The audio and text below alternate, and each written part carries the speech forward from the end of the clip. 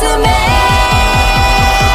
どうしたって가진 나의 이유를 더 많은 나의 이름을 달래가 어떤 매일 투여근 날래 우랄라 난 너의 맘 같이 야가래. My cousin is such a loser, he doesn't do his job well. Nuncheng. Nuncheng, where are you going? Lu Yao ran over and blocked Fu Nuncheng's way.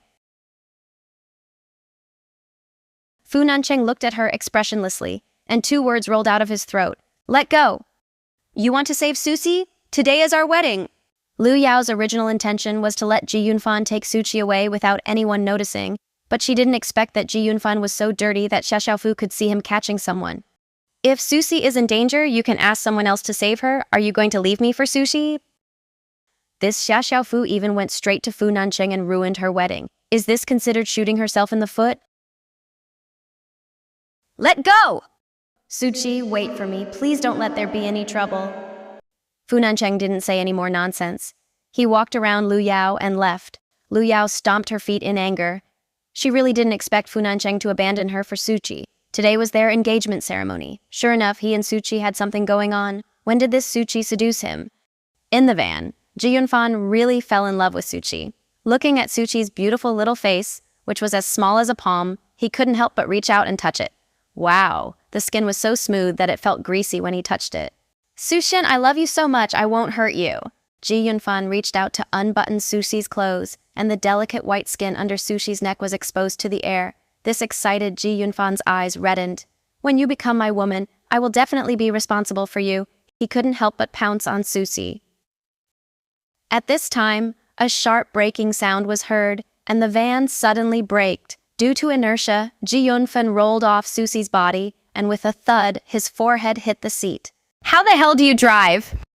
Ji Yunfan leaned over the car window and saw that the road ahead was really blocked and a cordon had been set up. But soon the man in black said in a trembling voice, Young master, the car behind us has caught up and is blocking our way. We can't avoid it at this speed.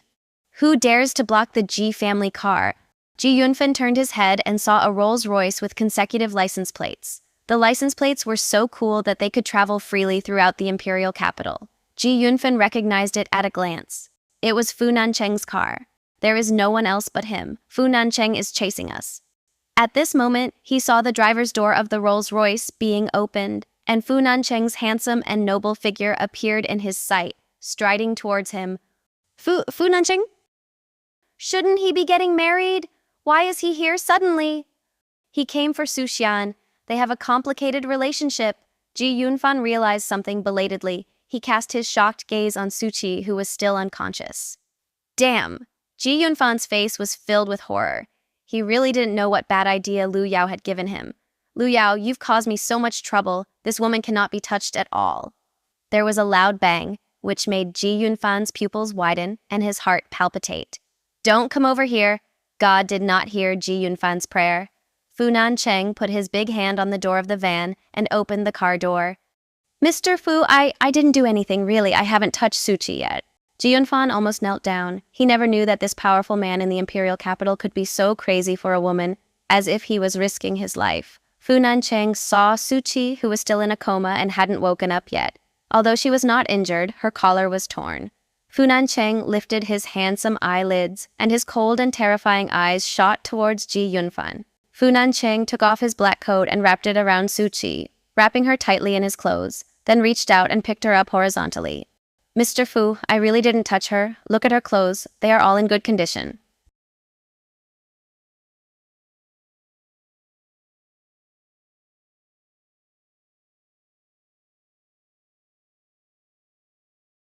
Fu Nancheng stared at Ji Yunfan in front of him with red eyes. His big hands slowly tightened and his joints made a creepy click sound. Anyone who dares to touch his woman is seeking death. You will pay for it.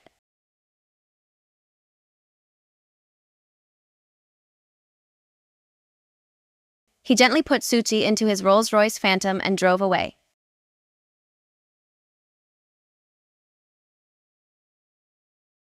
Crazy! He's really crazy!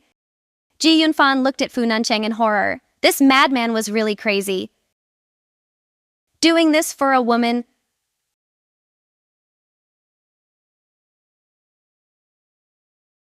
Mr. Ji, come with us. Secretary Song rushed over with his men and captured Ji Yunfan directly. Ji Yunfan shouted, "What are you going to do?"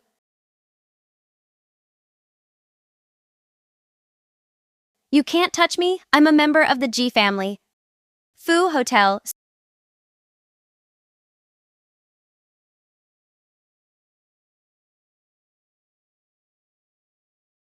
Zhuxi, just knowing you're in trouble, I'm so worried I'm losing my mind. How can I let you go? Fu Nancheng came to the bedside and looked at her with his handsome eyelids lowered.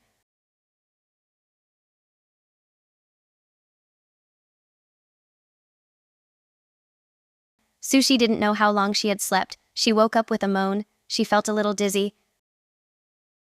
"I feel dizzy. Where is this?" "Mr. Fu, why are you here? Aren't you supposed to be at a wedding?" Zhuxi sat up and found herself in a huge room.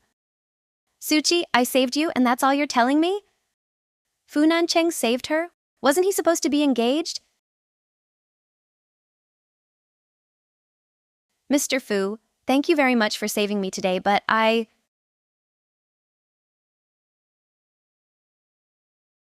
She repeatedly reminded him that he was getting married, but Fu Nancheng didn't get angry. Fu Nancheng curled his thin lips and smiled meaningfully. "So, how are you going to thank me?" Zhuxi raised her eyes and looked at him. Zhuxi's feathers trembled slightly. "What? Our relationship isn't close enough to just verbally thank you. If you want to draw a line between us, then thank me first." Fu Nancheng pinched her small jaw and forced her to raise her head and look at him. He pinched her little face, and his thumb covered with thin calluses caressed her delicate skin subtly. This man. Zhuxi bit her red lips with her pearly teeth. "Mr. Fu, how do you want me to thank you?" Fu Nancheng's eyes were filled with a smile, and he looked like a bad guy, a beast in human skin. "Don't you know how to thank me? Do I need to teach you how a woman should thank a man?" Zhuxi's clear and bright eyes sparkled with tears. She reached out to push his big hand away. "Mr. Fu, stop joking. Your fiancé is still waiting for you." Fu Nancheng looked at her. "Zhuxi, can't you just ask me to stay?" Zhuxi's heart moved, and a soft feeling spread across her heart. He asked her to ask him to stay. Fu Nancheng lowered his voice, his deep magnetic voice echoing in the quiet room, which was really seductive every minute. "I am here with you now, and I just want to ask you one question. Do you want me?" Whether she wants him or not, she doesn't know. His large frame loomed over her now, pressing closer and closer, forcing her to give him an answer. Zhuxi slowly loosened her curled fingers, then looked at him, shook her head, and said 2 words. "I don't want it." He nodded. "Okay, I get it, Zhuxi, you're really great." She doesn't want him. Fu Nancheng's slender fingers that were pinching her chin suddenly loosened and let her go. He picked up his coat, slammed the door, and left.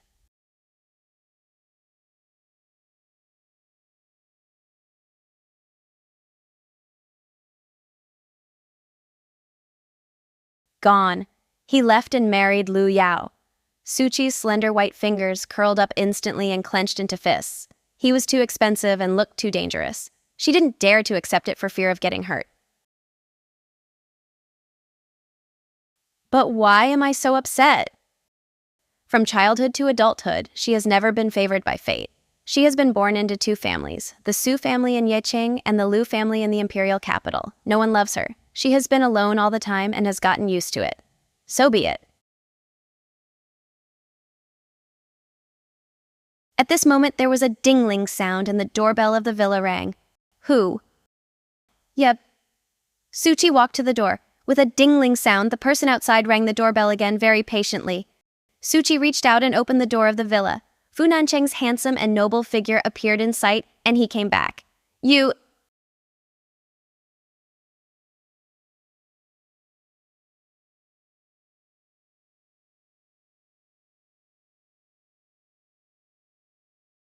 Next episode, preview. Zhuxi looked at him. "Who asked you to break off the engagement?"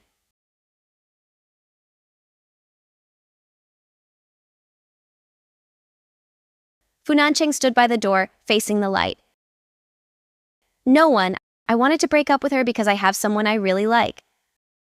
He canceled his engagement with Lu Yao and came back to find her. She ran fast and hugged his tightly and said, "Are you stupid? Don't you hate breaking promises the most? Don't you?"